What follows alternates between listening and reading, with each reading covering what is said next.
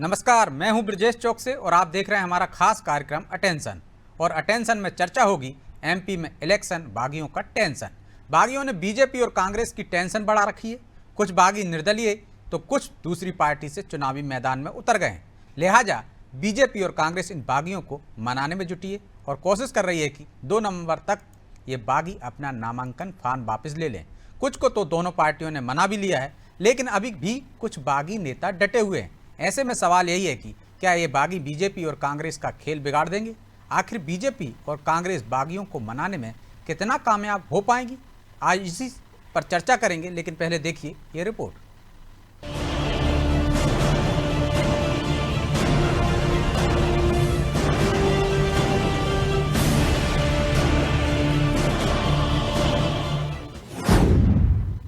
चुनावी मैदान में उतरे बागी, क्या नाम वापस करा पाएगी पार्टी?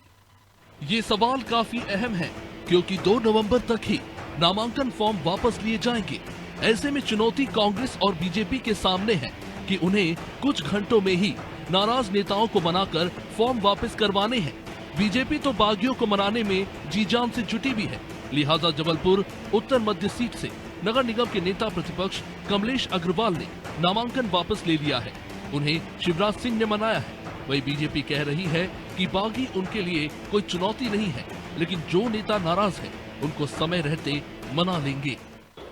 बीजेपी का कार्यकर्ता विचारधारा वाला कार्यकर्ता होता है और हमारे कार्यकर्ता में किसी ने यदि रुष्ट होकर निर्दलीय पर्चा भी भरा है तो हम उसके संपर्क में हैं और आप देखेंगे कि शीघ्र अतिशीघ्र वो सब लोग भी पार्टी का जो आधिकारिक उम्मीदवार है उसके लिए वोट मांगते नजर आएंगे। ये आप लिख के रख लें। एक तरफ बीजेपी बागियों को मना रही है तो दूसरी तरफ कांग्रेस ने कमलनाथ और दिग्विजय को नाराज नेताओं को साधने की जिम्मेदारी दे रखी है।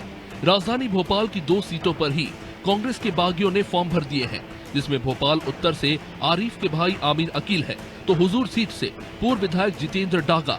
ऐसे में कांग्रेस की कोशिश है कि कैसे भी करके इनको शांत कर बैठा दिया जाए। देखिए, जब हम राजनीतिक क्षेत्र में काम करते हैं तो निश्चित तौर पर टिकट न मिलने से उम्मीदें टूटती है, निराशा भी होती है, गुस्सा भी आता है।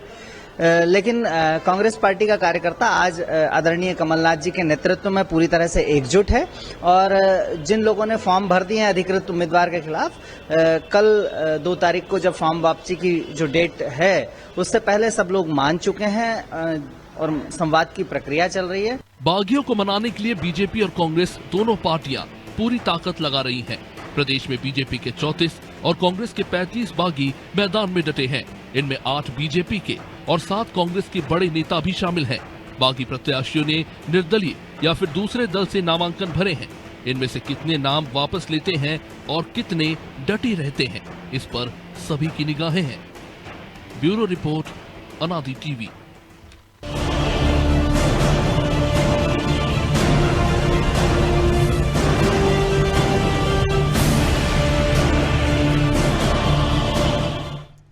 तो इस मुद्दे पर चर्चा के लिए हमारे साथ जुड़ गए हैं 2 वरिष्ठ पत्रकार, खिलावन चंद्राकर और चैतन्य भट्ट।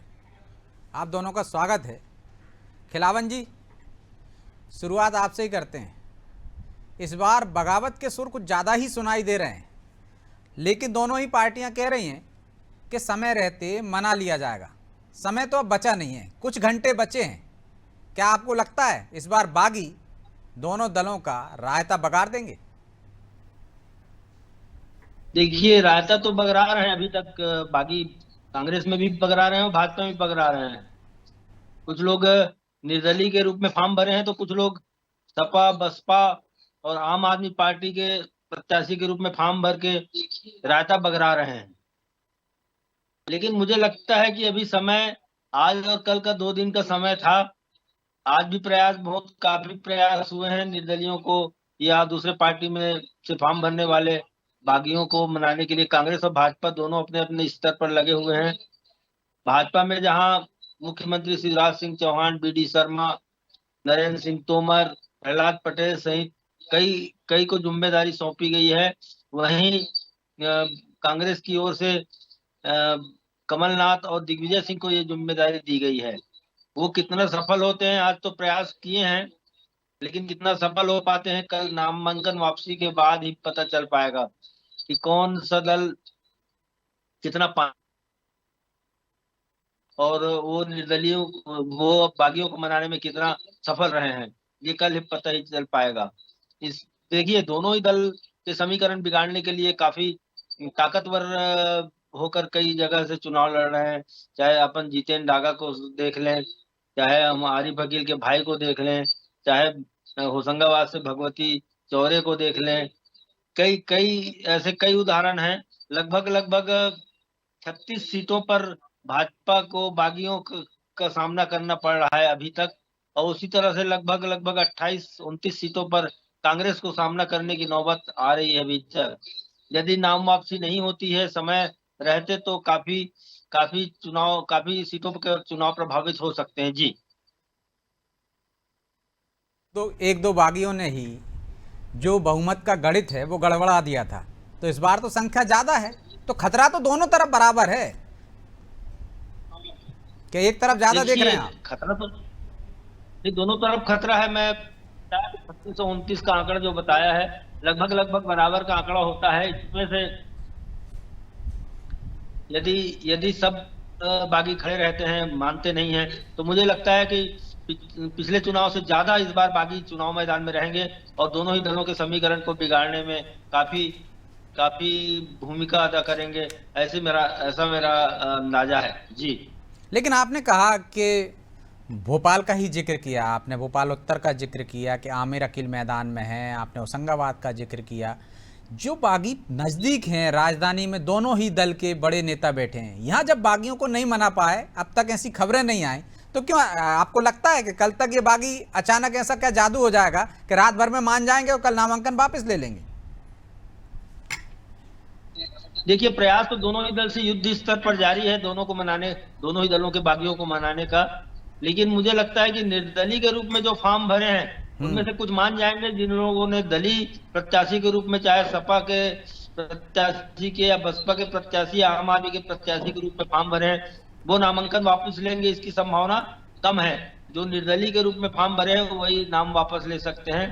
और कल नामांकन वापसी के बाद 3 बजे 4 बजे के बाद स्थिति का पता चल पाएगा कि कितने बागी मैदान में हो, कितना समीकरण बिगाड़ पा रहे हैं वो। लेकिन मनाने वाला ताकतवर हो और वो इस तरह का प्रस्ताव रखे, तो हमने तो देखा है दूसरे दलों में से उम्मीदवार बनने वाले भी नाम वापस ले लेते हैं, अपना एंड टाइम पे अपना टिकट लौटा देते हैं, और आप कह रहे हैं सिर्फ निर्दलीय ही वापस ले पाएंगे। हाँ होता है, कई बार ऐसा होता है। लेकिन मुझे लगता है कि कमिटमेंट हुआ है, यदि किसी दल से वो प्रत्याशी के रूप में फॉर्म भरे हैं, तो मुझे लगता है उस दल के प्रतिमान को कायम रखने के लिए वो ऐसा नहीं कर पाएंगे। लेकिन हाँ मुझे लगता है कि जो लोग निर्दलीय प्रत्याशी के रूप में चुनाव लड़ रहे हैं वो लोग आसानी से मान भी जाते हैं, और उनका फोकस भी, पार्टियों का फोकस भी इसी पर होता है कि किसी तरह मान जाए। आज तो प्रयास हुए हैं, युद्ध स्तर पर प्रयास हुए हैं, ऐसी खबरें हैं हमारे पास, और कल भी प्रयास होंगे अंतिम समय तक, ऐसा अंदाज है। लेकिन फिर भी बहुसंख्यक के रूप में निर्दलीय प्रत्याशी चुनाव मैदान में रहेंगे, और दलीय जो है भाजपा और कांग्रेस दोनों के समीकरण को बिगाड़ेंगे, ऐसा लगता है। लेकिन मुझे लग रहा है कि भाजपा में, क्योंकि भाजपा अनुशासित पार्टी है, और लेकिन इस बार ऐसा अनुशासन दिख नहीं रहा है ना। खिलावन जी लौटूंगा, हमारे साथ चेतन भट्ट जी भी जुड़े हुए हैं। भट्ट साहब सुन पा रहे हैं आप मुझे? हाँ सुन रहा हूं। खिलावन जी कह रहे हैं मनाने के प्रयास हो रहे हैं और युद्ध स्तर पर हो रहे हैं, लेकिन खबरें वैसी नहीं आ रही पूरे प्रदेश से कि बड़ी संख्या में जो बागी हो चुके हैं वो मान गए हों या मानने वाले हों, नामांकन वापसी कर सकते हैं। हालांकि अभी समय है, लेकिन इस बार ऐसा नहीं लग रहा है आपको कि कुछ ज्यादा ही बगावत हो रही? और इसके पीछे क्या वजह देखते हैं आप? बीजेपी तो अनुशासित पार्टी मानी जाती है, लेकिन बगावत की खबरें वहां भी बड़ी आ रही हैं। देखिए ब्रजेश जी, इस समय भारतीय जनता पार्टी और कांग्रेस दोनों में विद्रोह अपने चरम पर है जी। भारतीय जनता पार्टी के बारे में कहा जाता था कि बेहद अनुशासित पार्टी है और इसमें पार्टी की जो लाइन रहती है उससे आदमी इधर उधर नहीं हो पाता। कांग्रेस के बारे में धारणा थी कि कांग्रेस में तो ये इस तरह की चीजें चलती रहती हैं और कांग्रेस को इससे कोई फर्क भी नहीं पड़ता। लेकिन जिस तरह से भारतीय जनता पार्टी में इस बार अनुशासनहीनता देखने को मिली है, वो अपने आप में प्रश्न चिन्ह खड़ा करती है कि या तो भारतीय जनता पार्टी का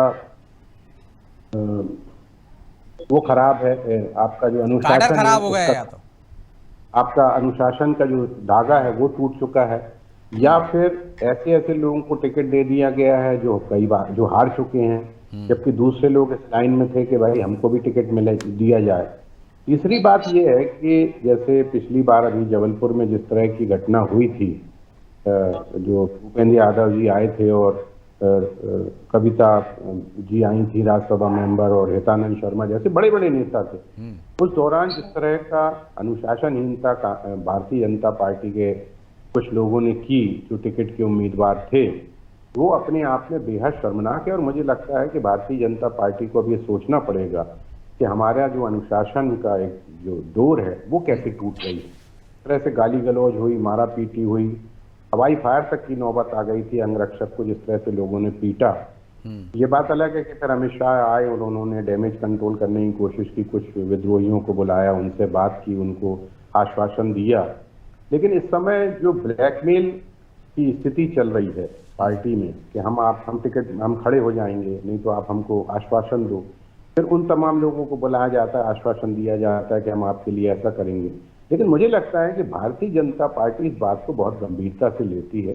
हो सकता है कि क्योंकि अभी चुनाव सामने है इसलिए इस तरह के विद्रोहियों पर ज्यादा कोई कार्यवाही ना करके उनको समझाने की कोशिश की जा रही है। लेकिन मुझे लगता है कि अगर भारतीय जनता पार्टी की सरकार नहीं बनती किन्हीं कारणोंवश, तो ये माना जाएगा ये इन विद्रोहियों ने निश्चित तौर पे अधिकृत प्रत्याशी उनके खिलाफ अंदर ही अंदर काम किया और उन पे कड़ी कार्रवाई हो सकती है। क्या एक वजह ये नहीं देखते चैतन्य जी आप कि जो अनुशासन का डंडा और जो चाबुक चलती थी बीजेपी में वो चल नहीं रही? यदि हम भिंड का ही उदाहरण लें तो नरेंद्र कुशवाहा, राकेश शुक्ला दोनों ने पिछली बार बगावत की थी, इस बार दोनों को टिकट दे दिया।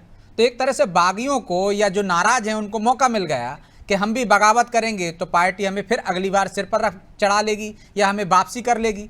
ये कहीं वजह देखते हैं या वैसे नेता बचे नहीं है बीजेपी में जो इस तरह के अनुशासन को रोक सके, डांट डपट दे सके? पार्टी बदल गई है बहुत।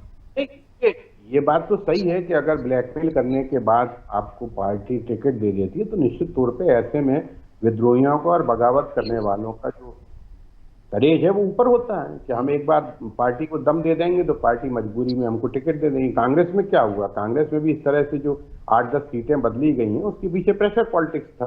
वही pressure politics Bharatiya Janata party के कार्यकर्ता और जो नेता हैं जो टिकट के चाहने वाले हैं वो अपना रहे हैं, क्योंकि भारतीय जनता पार्टी और कांग्रेस में मूल अंतर ये है कि वो अनुशासित पार्टी है।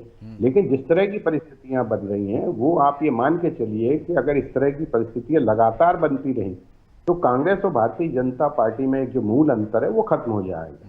ये बात जरूर है कि लोगों को मनाने की कोशिश की जा रही है, कांग्रेस ने भी मनाने की कोशिश की है, युद्ध स्तर पर कार्यवाही की जा रही है। हमारे जबलपुर में कमलेश अग्रवाल हैं जो नेता प्रतिपक्ष हैं, पार्षद हैं नगर निगम में, उन्होंने भी उनको भी डंके की चोट पे उन्होंने कहा कि मैं तो चुनाव लड़ूंगा, लेकिन आज वो अपना नामांकन वापस ले रहे हैं।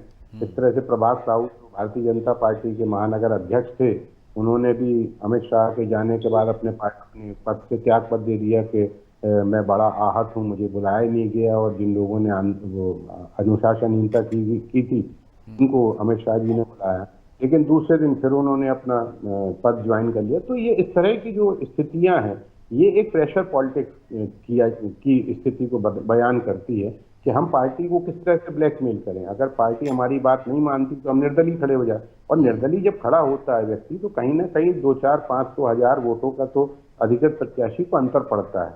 और यही कारण है कि पिछली बार जब 2018 में उत्तर मध्य विधानसभा से शरद जैन के खिलाफ धीरज पटेरिया जो भारतीय जनता पार्टी के बड़े नेता थे और पूर्व भारतीय जनता युवा मोर्चा के प्रदेश अध्यक्ष थे, वो खड़े हो गए थे और उन्होंने 30,000 वोट ले लिए।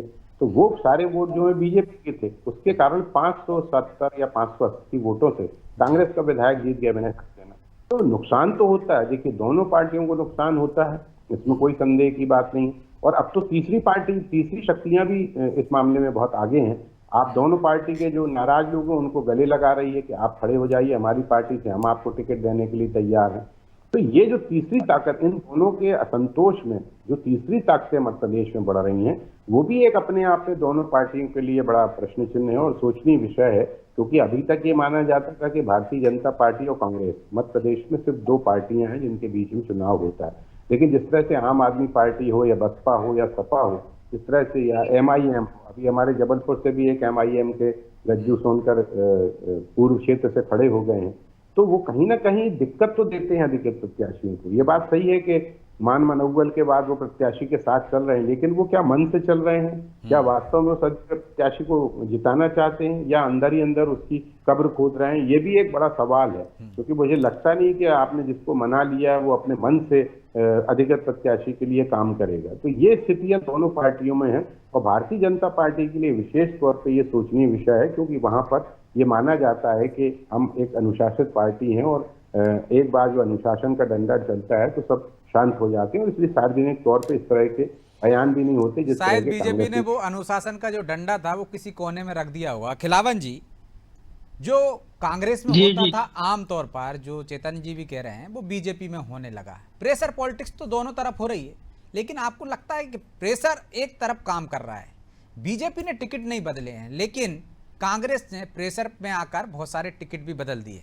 और जो पिछली बार हमने देखा था कि पंगत पर संगत का जो असर हुआ था, वैसा असर आपको कहीं नजर आ रहा है कांग्रेस में? क्योंकि 3 लोग मनाने में जुटे हैं, कमलनाथ, दिग्विजय सिंह और सुरजेवाला। एक तरह का वो भी दे रहे हैं, आश्वासन भी, भरोसा भी दे रहे हैं कि सरकार बनी तो विधान परिषद का गठन करेंगे और वहां पर आपको मनोनीत कराया जाएगा। निश्चित रूप से अनुशासन का डंडा तो कांग्रेस और भाजपा दोनों में चला है, और मुझे लगता है प्रेशर पॉलिटिक्स को हवा देने के लिए ही निर्दलीय के रूप में या पार्टी से बगावत करके चुनाव लड़ने की कोशिश करते हैं। और इसमें प्रेशर पॉलिटिक्स में जो लोग प्रेशर में आ जाते, जैसे कि इस बार कांग्रेस प्रेशर में आ गई और 7 से 8 सीट बदली गई प्रेशर पॉलिटिक्स के चलते ही, तो मुझे लगता है इसका भी बड़ा संदेश निर्दलियों या बागी प्रत्याशियों के ऊपर जाता है कि, और दूसरी बात भी है कि एक बार इस बार कोई ने बगावत कर दिया तो अगले 5 साल बाद जब चुनाव होंगे तो उनको पार्टी टिकट दे दिया जाता है। इस बात को भी ध्यान में रख के मुझे लगता है कि बागी प्रत्याशियों की संख्या ज्यादा बढ़ी है।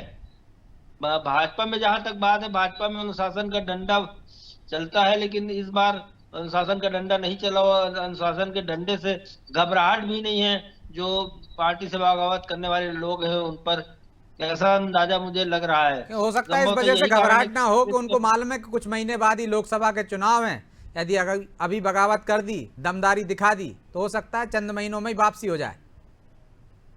ऐसा भी है, संभावना ये इस बात की भी है कि लोकसभा चुनाव तक उनकी वापसी हो सकती है। पार्टी को यदि लगता है कि इनका जनाधार है क्षेत्र में तो उनको वापस ले सकती है। मुझे लगता है कि इस बात को ध्यान में रखकर भी पार्टी के अधिकृत प्रत्याशी के खिलाफ चुनाव लड़ने वाले विद्रोहियों की संख्या ज्यादा बढ़ी है, लेकिन इनकी संख्या कल तक कितनी हो सकती है, कल तक कितना सफल हो सकते हैं इनको मनाने में लगे हुए लोग, ये लेकिन ये तो कल तस्वीर साफ हो जाएगी, मायने रखने वाली। भट्ट साहब, जिस तरह से दो के झगड़े में तीसरे को फायदा हो जाता है, तो क्या आपको लग रहा है इस बार बगावत बहुत ज्यादा हो रही है बीजेपी और कांग्रेस में, तो इसका फायदा तीसरे दल उठाएंगे और तीसरी शक्ति कहीं आप उदय होते देख रहे हैं, कहीं बलवती होते देख रहे हैं मध्य प्रदेश में, या दो के बीच में ही मुकाबला होगा? जितने भी बागी हैं कुछ ज्यादा खेल नहीं बिगाड़ेंगे, तीसरे दल के कोई भी संभावनाएं नहीं रहेंगी? नहीं, देखिए, जब आपके परिवार में झगड़ा होता है तो निश्चित तौर पर पड़ोसी उसका फायदा उठाता है, ये तो बिल्कुल सर्वमान्य सिद्धांत है। ये जो पार्टी बसपा पहले बहुत पावरफुल थी आपके उधर उस इलाके में, मध्य भारत के इलाके में, ग्वालियर चंबल में, धीरे से उसका जो प्रभाव कम होता गया। लेकिन अब जिस तरह से लोगों को लिया जा रहा है, देखिए बहुत से लोग ऐसे हैं जिनका बड़ा जनाधार है, लेकिन उनकी टिकट क्यों काट दी गई इस बारे में कोई जानकारी उनको भी नहीं दी गई। या जिनको पहले टिकट दे दी गई फिर उनकी टिकट काट दी गई तो वो भी एक नाराज है।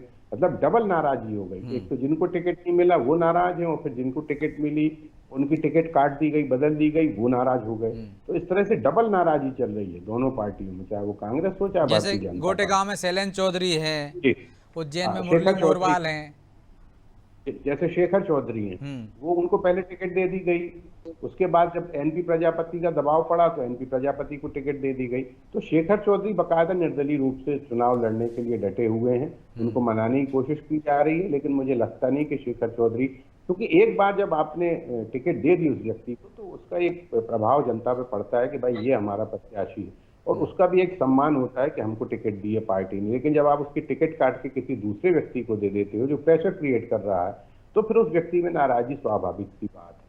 और जब ये नाराजगी होती है तो आप ये मान के चलिए कि दीगर जो लोग, देखिए ऐसा नहीं है कि आम आदमी पार्टी अपने तरफ से प्रयास नहीं कर रही, इनका जो भी इंडिया गठबंधन है वो लोकसभा के लिए, विधानसभा में इस तरह की कोई बात नहीं।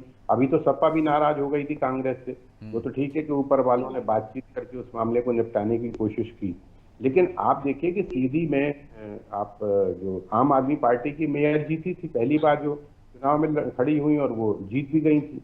तो धीरे धीरे देखिए कोई भी पार्टी का जो वो होता है जनाधार होता है वो धीरे धीरे बढ़ता है। पहले 2 सीट से आज भारतीय जनता पार्टी 300 से ज्यादा सीटों पे, तो वो उसमें वक्त लगता है। लेकिन अगर इस तरह से असंतुष्टों को आप नहीं मना पाओगे या उनको नहीं तैयार कर पाओगे कि आप पार्टी में बने रहें, तो कहीं ना कहीं तीसरी ताकत को तीसरे व्यक्तियों को, तीसरे जो पार्टियां हैं, जो तीसरी शक्ति उदय हो रही है धीरे धीरे मध्य प्रदेश में, उसको आप देखिए रुस्तम सिंह 2 बार 3 बार मंत्री रह चुके हैं, उनको टिकट नहीं मिली तो उनके बेटे को टिकट चाहते थे, वो बेटे को टिकट नहीं दी तो बसपा में शामिल हो गए। तो सबसे बड़ी बात यह है कि लोगों की जो महत्वाकांक्षा भी है वो भी बहुत होती है। अगर एक बार आपको टिकट मिल गई और एक बार आप जीत गए तो आपको लगता है कि मैं अजय हो गया हूं, मैं हर बार जीतूंगा।